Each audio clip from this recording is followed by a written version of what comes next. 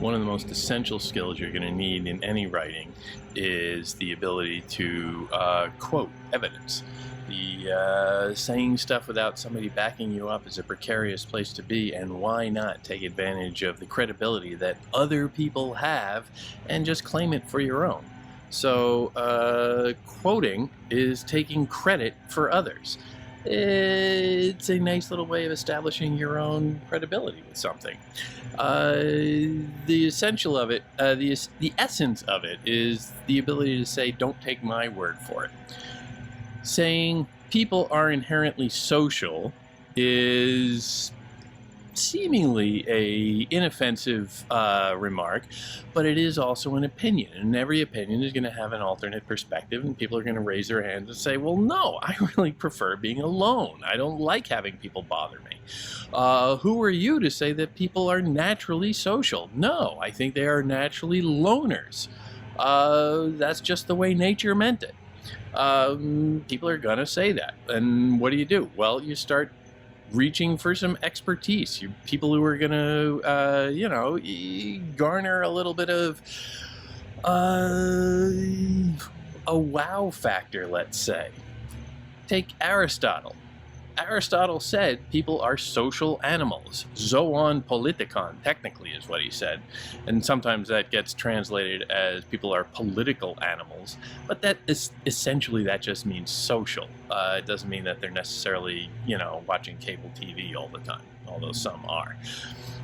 This is just a way of adopting the credibility of others. Aristotle is very respected. I am not. So when I say something, it helps me in my argument to say, and don't take my word for it, Aristotle agrees. And then everybody's going to say, wow, Aristotle.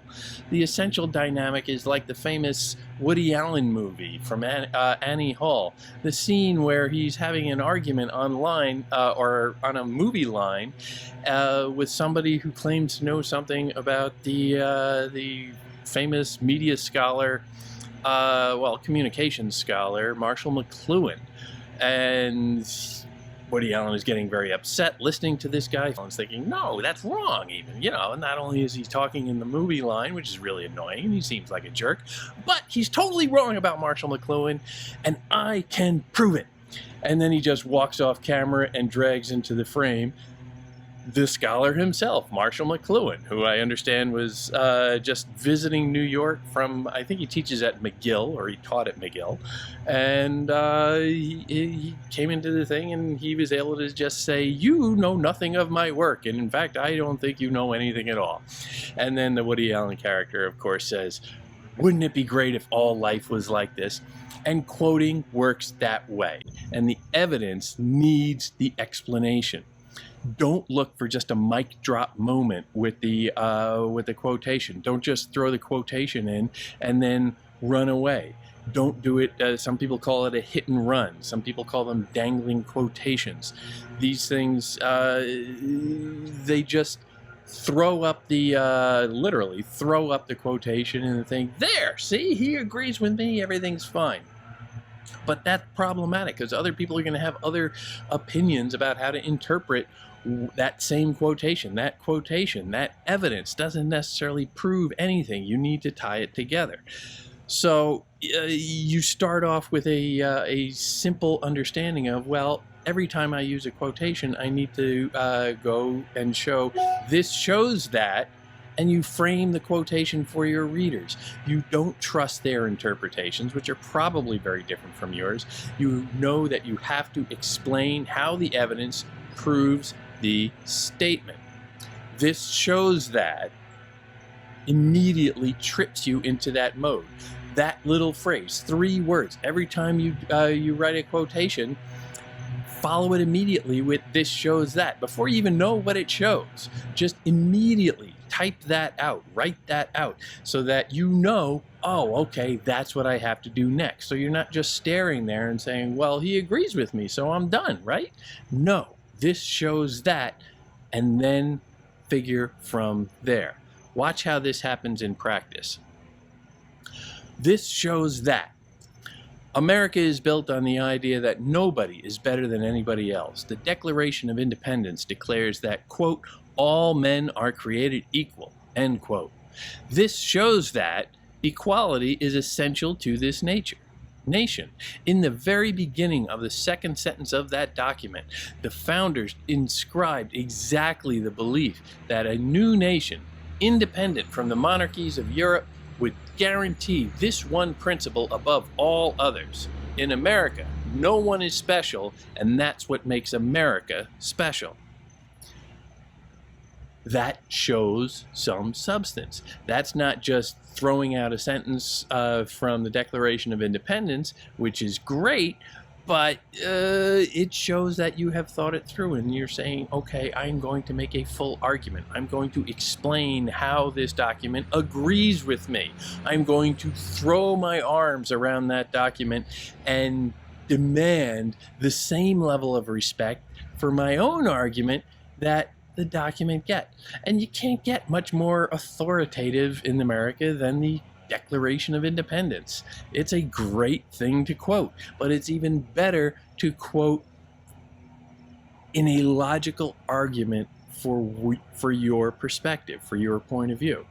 That said, there are a few trouble spots that you need to attend to when doing any quoting. Just take this same quote and reimagine it a little bit, and you can see how you can go wrong from time to time. You need to choose carefully what you're going to quote. You take that same paragraph that I just went through, and you switch in another part of the Declaration of Independence. A prince whose character is thus marked by every act which may define a tyrant is unfit to be the ruler of a free people. This shows that equality is essential to this. No, it doesn't. You have to match the quotation exactly to what you're trying to say. And that sometimes demands reading very carefully, and that sometimes demands arguing very carefully to justify your use of a sentence. You probably could retrofit a sentence like that, a quotation like that, into this paragraph, but it takes a little nipping and tucking. It takes a little doing.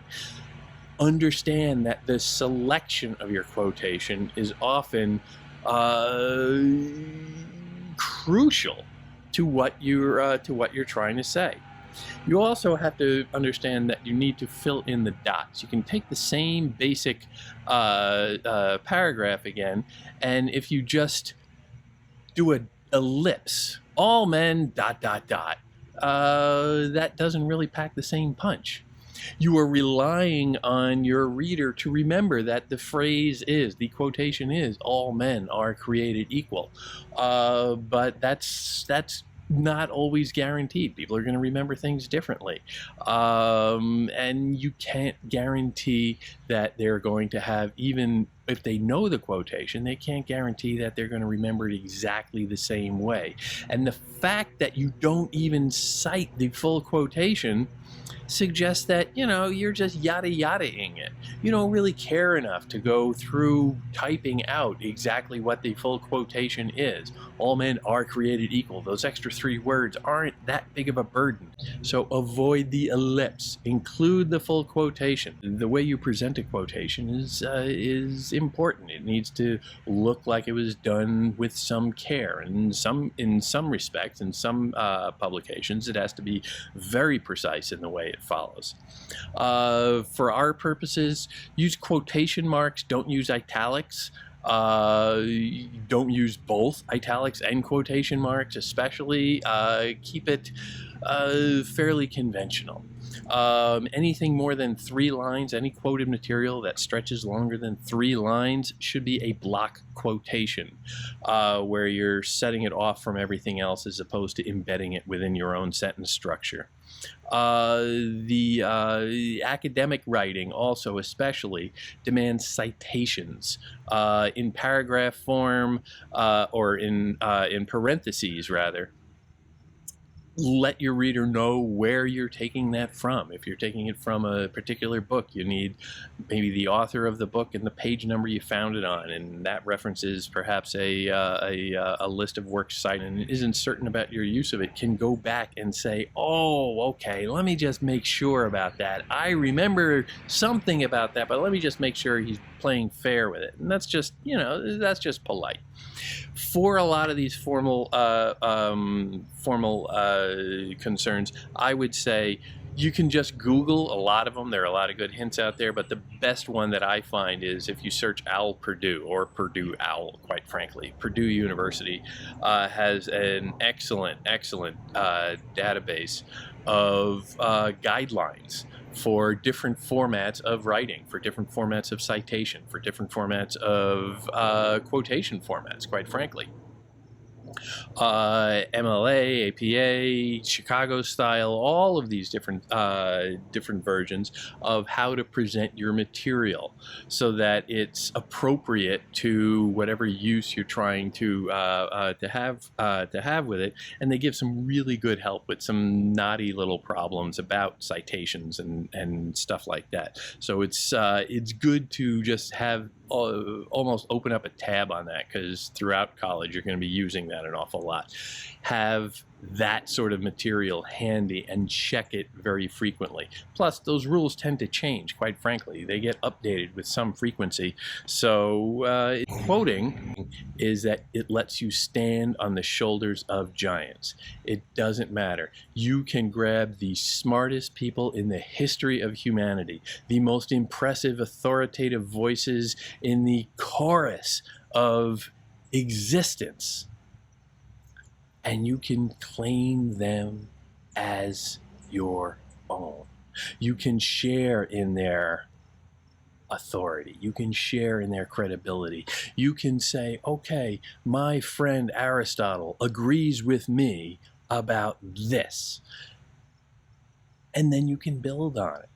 And once you establish that credibility, saying that, well, I am starting from a point not just off the top of my head, but I'm starting from a point where some of the greatest minds in the world, or in the history of the world, have found agreement, and that is this.